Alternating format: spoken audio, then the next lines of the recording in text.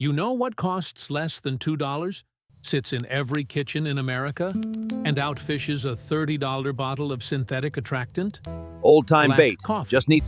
Not some fancy pour-over from a hipster cafe, but cheap, dark roast gas station grade coffee. The kind that tastes like it was brewed in an engine block. I watched a Nothing guy at a beats public campfire lake pull coffee. 17 Roughing it fish the... in under 90 minutes, There using you nothing go. but a beat-up rod and a Tupperware container of cold coffee. The angler next to him had a full tournament setup: a carbon fiber rod, a Japanese reel, and a dozen lures at $22 each. He landed 2 in 3.5 hours. That was the day I stopped trusting price tags and started trusting chemistry. We are digging up the techniques to tackle industry barriers because they can't put a barcode on them. Today's secret might be the most buried of them all. A method that old-timers along the Tennessee River and deep in the Louisiana bayou have passed down for generations, and that some competitive anglers call a borderline unfair advantage. We're talking about dipping your bait in concentrated black coffee.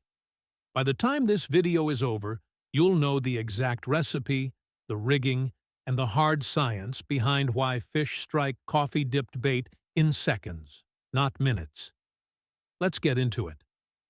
Before we talk about coffee, you need to understand one thing about the underwater world.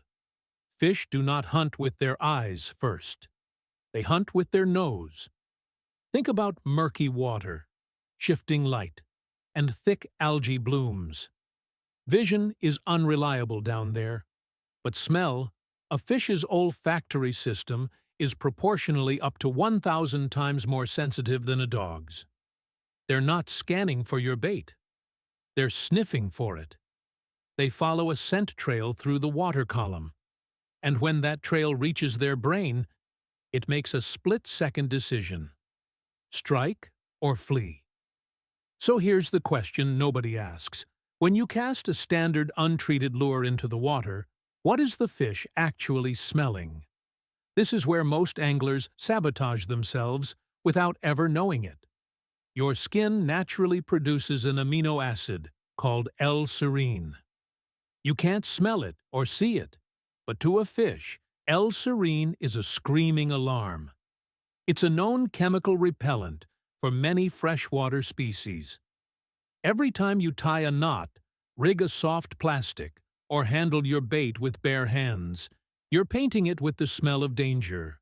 Then add the factory chemical residue that fresh soft plastics carry out of the package, and you've basically handed the fish 2 reasons to reject your offering before it even gets close. This is exactly where coffee changes the game. Coffee bean oil creates an intense, earthy aroma that buries those negative chemical signals completely. It replaces the scent of human skin and manufacturing chemicals with something rich, natural, and organic. The fish no longer smells a threat. It smells opportunity. That alone dramatically reduces the chance of a fish spitting your bait before you can set the hook. But masking bad scent is just the surface. What coffee does underwater goes much, much deeper. When coffee hits the water, it starts releasing over 800 volatile organic compounds, VOCs, produced during the roasting process.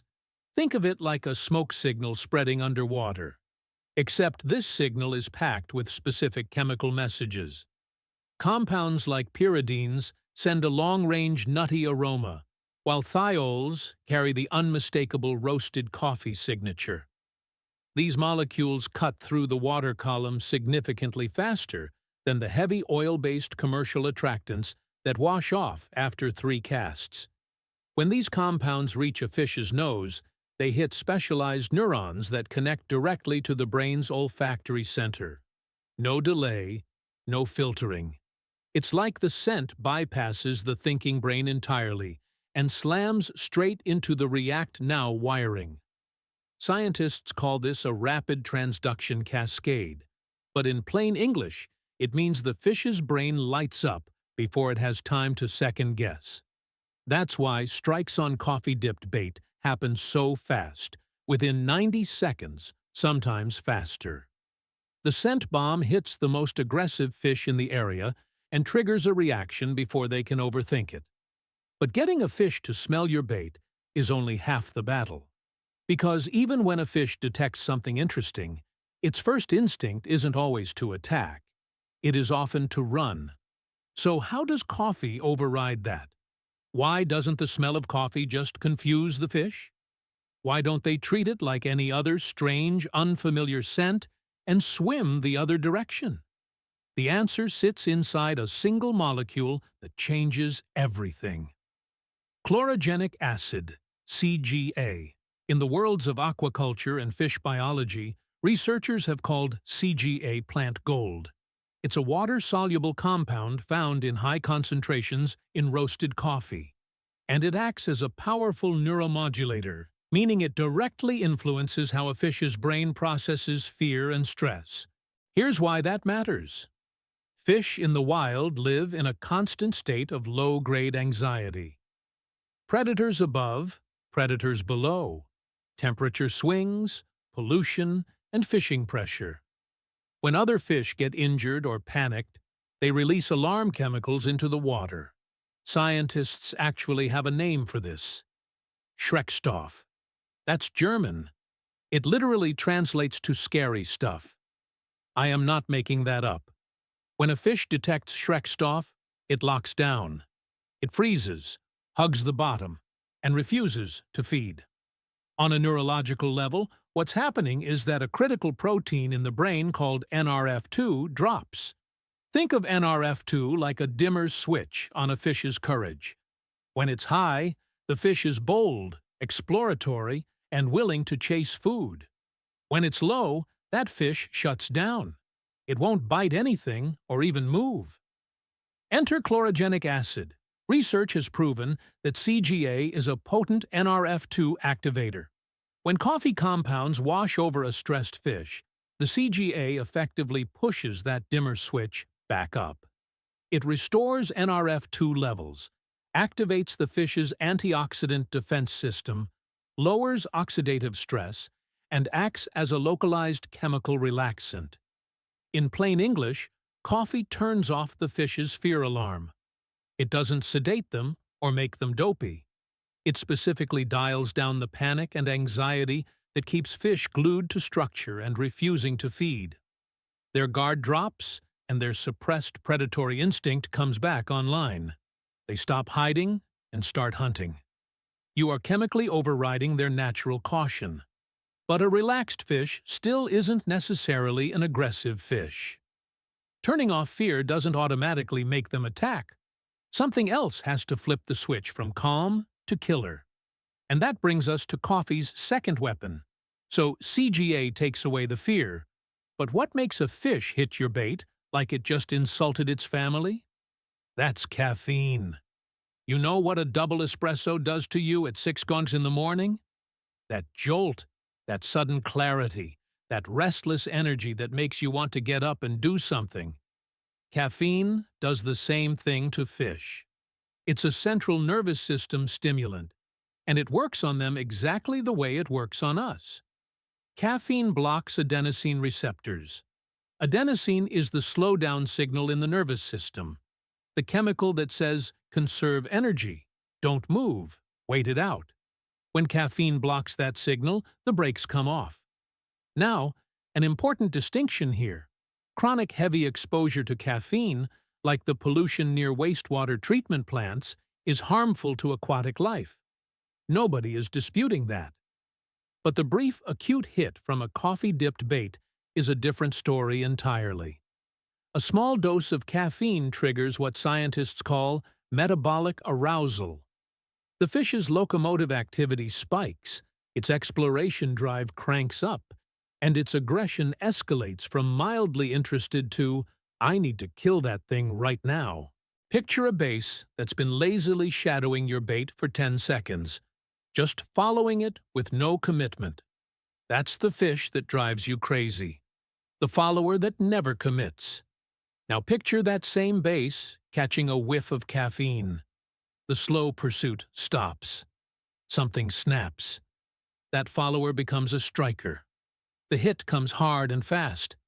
This is why the CGA caffeine combination in coffee is so devastating.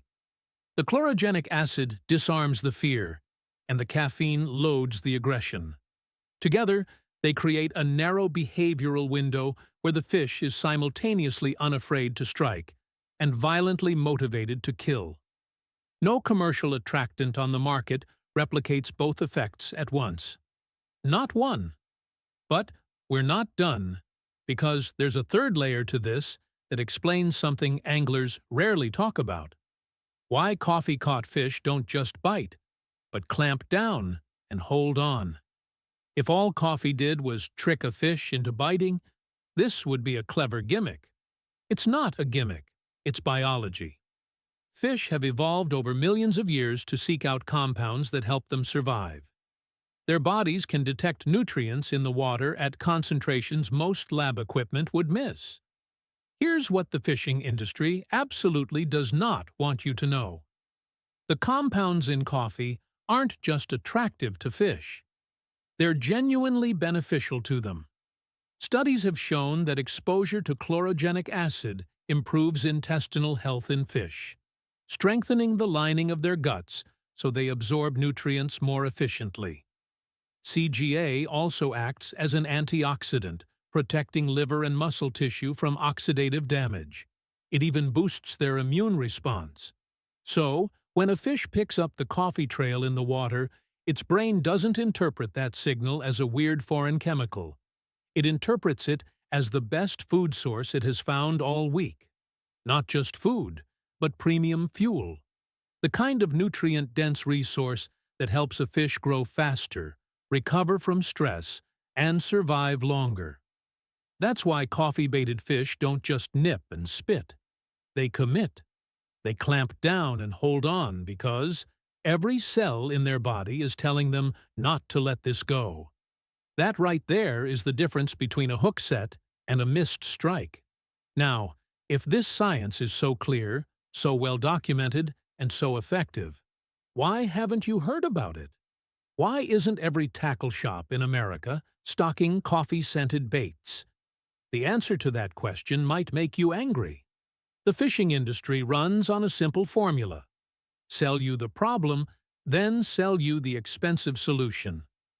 They spend millions convincing you that fishing is impossibly complicated, that fish are unpredictable, and that you need their latest synthetic attractant at $45 a bottle to get an edge.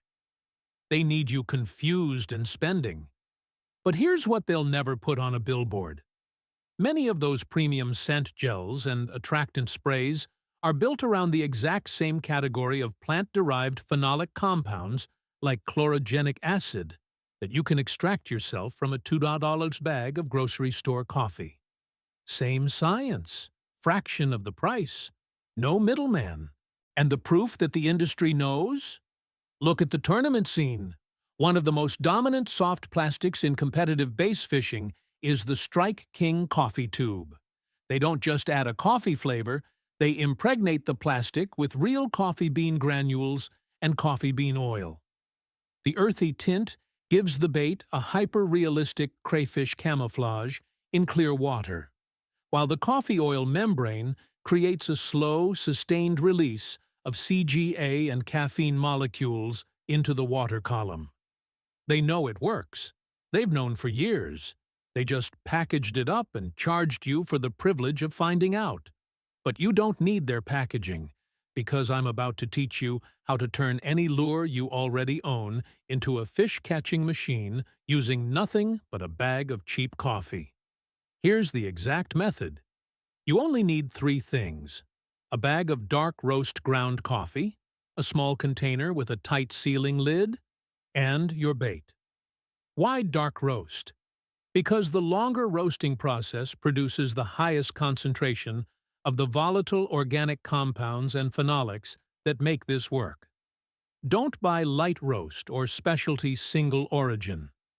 Buy the cheapest, darkest roast on the shelf. The stuff that looks like it could stain concrete. Step 1. The brew. Brew a concentrated batch using double the amount of grounds you'd normally use for drinking. You want a thick, bitter sludge, not a morning beverage. If there are fine grounds floating in it, even better. Now here's the single most important part of this entire process. Let it cool completely to room temperature.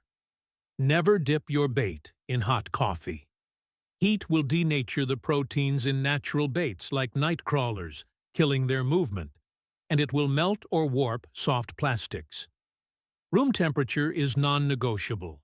Pro hack, while the coffee is still warm, stir in 1 tsp of brown sugar.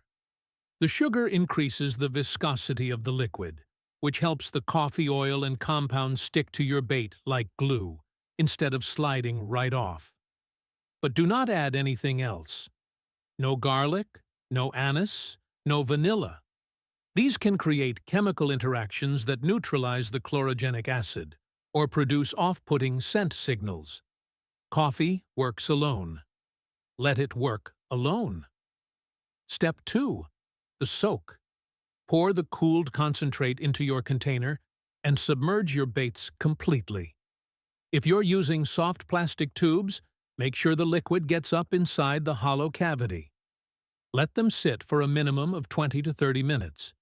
If you are fishing a river with a strong current, push that to 45 minutes for maximum saturation. Seal the container and let them soak overnight if possible.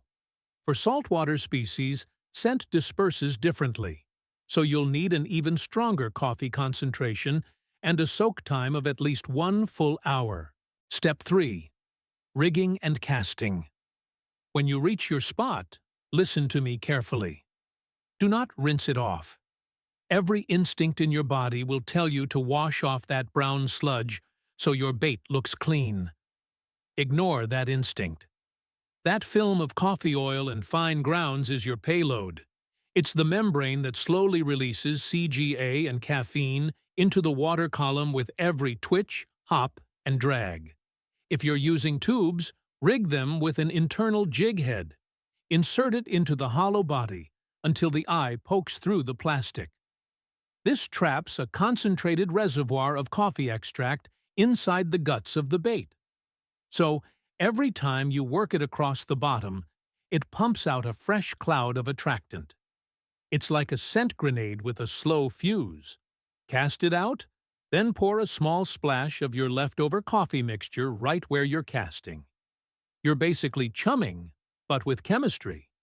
That chlorogenic acid will start dispersing in an expanding radius from the moment it hits the water. Count to 30 and get ready. The strikes, when they come, are violent. They typically happen within the first 90 seconds to 3 minutes after your bait hits the water.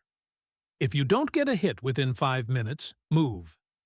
This technique does not reward patience.